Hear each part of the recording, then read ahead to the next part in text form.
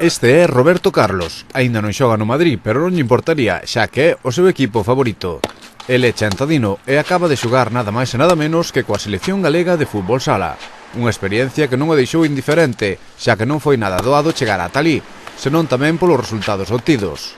Bueno, marchamos o jueves da semana pasada, chegamos o viernes, xogamos o viernes á tarde contra Castilla-La Mancha, ganamos 11-1, e depois xogamos o sábado á tarde, ás 6:30, contra Valencia, e perdemos 3-2, polo que quedamos vicecampeóns de España. Bueno, é como ves o nivel dos teus compañeiros? Foi moi grande o nivel que había, xogase moi ben ali, é moi complicado entrar. Bueno, ti eres un privilexiado, non? Poder estar aí na selección galega, xogando por todo o estado.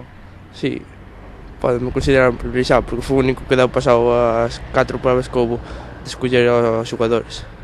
E como foron esas probas? Foron moi duras? Foron bastante complicadas, porque tías que entrenar con xogadores que non eran de aquí e que tían moitísimo nivel. Bueno, pero ti superaches? Sí, con dificultades, pero supereinas. Bueno, é que agora que máis falta por xogar? Ahora non falta por xogar nada, verdad?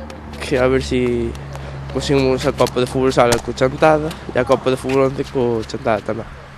Estás aí, en que equipo estás logo en Chantada? No Chantada de infantiles, tanto de Fútbol Sala como de Fútbol 11. Que foi o que máis te gustou desta experiencia de ir a xogar ca selección galega? Xogar con equipos de tanto nivel ou máis que a nós, porque sempre consigues superar o teu nivel e non moito máis.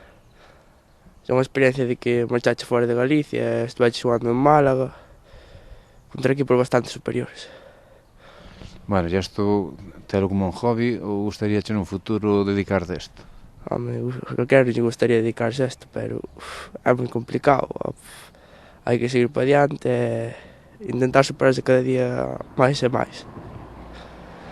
Bueno, pero tamén están as escolas deportivas facendo un bon traballo, non? Pareceche?